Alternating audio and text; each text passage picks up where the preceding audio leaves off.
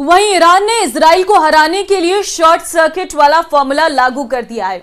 Israel के लिए यह फॉर्मूला बहुत खतरनाक साबित हो सकता है क्योंकि युद्ध के हालात में उसका आयरन डोम सिस्टम नाकाम हो जाएगा और ईरान ने शॉर्ट सर्किट वाले फॉर्मूले को टेस्ट करने के लिए सबसे पहला ऑर्डर लेबनान के हिजबुल्लाह को दिया है।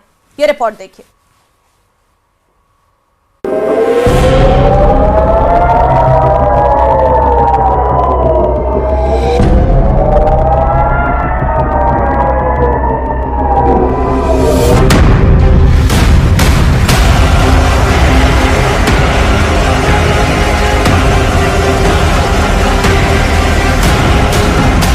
ये 4 अगस्त का वीडियो है। सुबह भी नहीं हुई थी और लेबनान इजराइल बॉर्डर पर रॉकेट हमले शुरू हो गए। ये रॉकेट हिजबुल्लाह दाग रहा था और अब इन्हें रोकना इजराइल के लिए बहुत बड़ा सिरदर्द बन गया है। नेतन्याहू कह चुके हैं कि हिजबुल्लाह जितने रॉकेट दागेगा इजराइल उतने रॉकेट मार गिराएगा।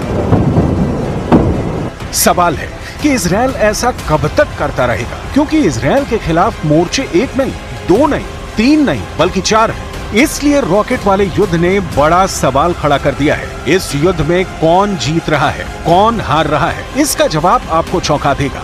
1, 2, 3, 4 गिनते रहिए। आपको 5, 10 नहीं बल्कि पूरे 16 रॉकेट शिकार करते हुए आयरन डोम मिल जाएगा। जी हाँ, इस हमले में हिजबुल्लाह के 16 रॉकेट इजराइल ने मार गिराए। एक भी रॉकेट इजराइल के एयर डिफेंस सिस्टम आयरन डोम से नहीं बच पाया। लेकिन फिर वही सवाल, रॉकेट हमले कब तक रोकता रहेगा इजराइल? क्या ईरान ने इजराइल को चकरघिन्नी युद्ध में फंसा दिया है? क्या ईरान ने इजराइल की एयर डिफेंस बैटरी फेल करने की तैयारी कर ली है? क्या इजराइल के खिलाफ ये ईरान का शॉर्ट सर्किट प्लान है? מדינת ישראל נמצאת במלחמה רב-זירתית נגד ציר הרשע של איראן. אנחנו מכים בעוצמה בכל אחד מזרועותיו.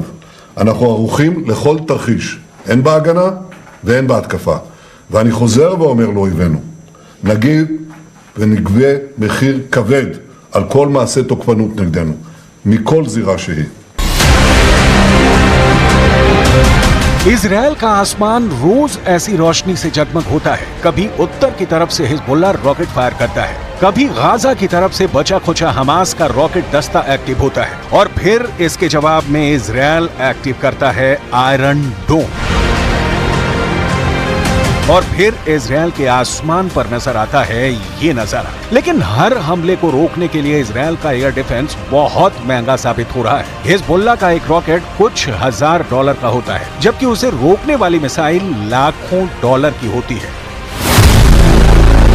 यानी 1 लाख रुपए की कीमत वाले रॉकेट या तोप के गोले को रोकने के लिए आयरन डोम से 2 मिसाइल फायर की जाती है। इनकी कीमत रेंज के हिसाब से 70 लाख से 1 करोड़ रुपए हो सकती है। युद्ध लड़ने की इतनी बड़ी कीमत हैरान करती है। ऐसे में क्या नेतन्याहू इस हथियार की इतनी बड़ी कीमत चुका सकते हैं? ये बड़ा सवाल है। इजराइल और अमेरिका के वॉर एक्सपर्ट इस वक्त बहुत परेशान हैं। इजराइल का वॉर रूम सवाल पूछ रहा है कि वो कब तक आयरन डोम की मिसाइल फायर करते रहेंगे। एक मामूली रॉकेट को रोकने के लिए लाखों डॉलर की मिसाइल फायर की जा रही है। ये कब तक चलेगा? ऐसे में इजराइल का आयरन डोम वाला गोदाम खाली हो जाएगा। हिजबुल्लाह और हमास के रॉकेट अटैक के खिलाफ आयरन डोम का सक्सेस रेट 90% से ऊपर रहा है। यानी हर 100 रॉकेट हमलों के बाद जब आयरन डोम की मिसाइल फायर की गई तो उसने 90 से ज्यादा रॉकेट को आसमान में ही रोक दिया। इसी वजह से इस एयर डिफेंस सिस्टम पर इजराइल बहुत ज्यादा भरोसा करता है। आयरन डोम 4 किलोमीटर से लेकर 70 किलोमीटर दूर से हो रहे हमलों को रोक सकता है। ये मिसाइल को भी रोक सकता है, ये रॉकेट के हमले भी रोक सकता है और तोप के गोलों को भी रोक सकता है। आयरन डोम के फैन डोनाल्ड ट्रंप भी हैं। डोनाल्ड ट्रंप ने कहा है कि वो आयरन डोम जैसे मिसाइल डिफेंस शील्ड अमेरिका में लगाएंगे। ये ऐसा डोम होगा जो पहले किसी ने नहीं देखा होगा। Will prevent World War III, which is very close to happening.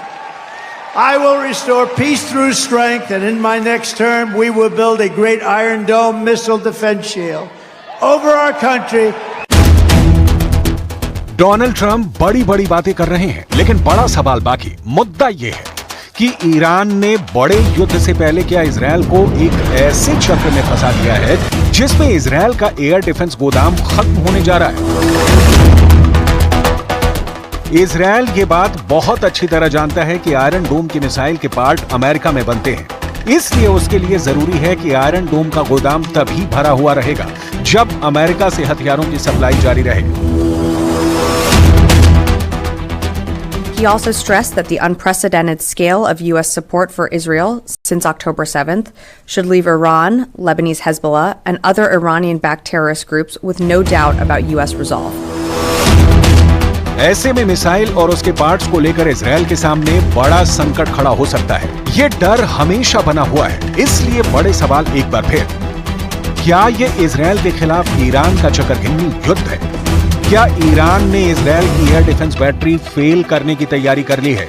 क्या इजरायल के खिलाफ ये ईरान का शॉर्ट सर्किट प्लान है? We know that the threat is there, it's still there. The Iranians are capable to shoot to Israel missiles and UAVs and cruise missiles, and this is exactly what we are preparing ourselves, as I said, for a very long time. And we have to say that it is us together with the CENTCOM and the coalition which is around us, which is something very significant for the defense.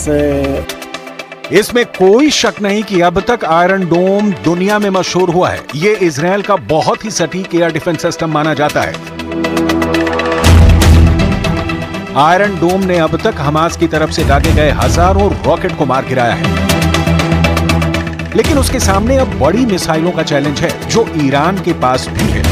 इसके अलावा Lebanon में Hezbollah और Yemen में Houthi, दोनों के पास ballistic missile हैं और उन्हें रोकने के लिए इजरायल का एरो डिफेंस सिस्टम भी पूरी तरह से तैयार है। इन्हें रोकने के लिए इजरायल के पास है बहुत ही सटीक एरो 3 मिसाइल डिफेंस सिस्टम।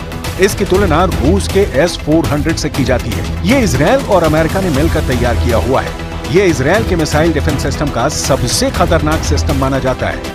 यही डिफेंस सिस्टम है जिसके बलबूते ईरान की भी मिसाइलों को रोक लिया जाएगा। 13 अप्रैल को जब ईरान ने 300 मिसाइल और ड्रोन से हमला किया था, तब कई बड़ी मिसाइलों को एरो सिस्टम ने ही रोका था। इजरायल इस बात का बहुत भरोसा करता है। जब एरो 3 मिसाइल लॉन्चर से निकलती है तो समझ लीजिए कि बैलिस्टिक मिसाइल कोई भी हो, ये लंबी दूरी की रेंज तक उसे मार गिराएगी। Arrow missile defence system 150 kilometre से ज्यादा की रेंज तक बैलिस्टिक मिसाइल को रोक सकता है। इसकी मिसाइल 2000 किलोमीटर की रेंज तक जा सकती है। जब इसका रेडार दुश्मन की मिसाइल को ट्रैक करता है तो लॉन्चर पूरे हालात को समझते हुए सही वक्त पर जवाबी हमला करता है और एरो मिसाइल दुश्मन की तरफ से आ रहे खतरे को आसमान में ही मार गिराती है। यही एक मिसाइल डिफेंस के काम करने का तरीका होता है। इजरायल को मालूम है कि सिर्फ ईरान नहीं, बल्कि दक्षिण में यमन की तरफ से भी खतरा है और उत्तर में हिजबुल्ला की तरफ से भी बड़ा हमला फाइनल है, क्योंकि उसने पिछले कुछ वर्षों में ऐसे हथियार बना लिए हैं जो इजरायल की रेंज तक मार कर सकते हैं। ये इजरायल के लिए बहुत डराने वाली बात है, क्योंकि अगर इजरायल यमन पर भी काबू नहीं पा सका तो समझ लीजिए कि उसके खिलाफ तीसरा फ्रंट बहुत जानलेवा साबित होगा। अपने आसमान को सुरक्षित रखने के लिए अभी इजरायल के पास 4 लेयर में डिफेंस सिस्टम है। पहला है आयरन डोम, जो रॉकेट और विमानों को 70 किलोमीटर के दायरे में रोक सकता है। मिड सेगमेंट में दूसरा है डेविड स्लिंग सिस्टम, जो 250 किलोमीटर की रेंज तक मिसाइल या विमान का दुश्मन बन जाता है। एरो 2 एयर डिफेंस सिस्टम, इसकी रेंज भी 250 किलोमीटर तक है, लेकिन ये डेविड स्लिंग के मुकाबले में ज्यादा ऊंचाई पर जाकर आसमानी टारगेट को मार गिरा सकता है। और चौथा है एरो 3, जो 2.5 किलोमीटर से भी आगे के टारगेट को खत्म कर सकता है। और अब यही इजरायल का सबसे बड़ा बैलिस्टिक मिसाइल को मार गिराने वाली गारंटी बन चुका है। इन चारों डिफेंस सिस्टम के साथ अब इजरायल की सेना को चौतरफा नजर रखनी होगी, क्योंकि हमला कहां से होगा ये नेतन्याहू के बड़े बड़े कमांडर भी नहीं जानते। 3 और 4 अगस्त की रात को हिजबुल्ला ने इजरायली ठिकानों पर 50 रॉकेट दागे। इजरायल ने ज्यादातर को रोक लिया, लेकिन अगला हमला भी रुकेगा, इसकी गारंटी तो नेतन्याहू भी नहीं दे सकते। और इसी को ईरान का चकरघिन्नी युद्ध कहा जा रहा है, जिसमें इजरायल बुरी तरह से फंस चुका है।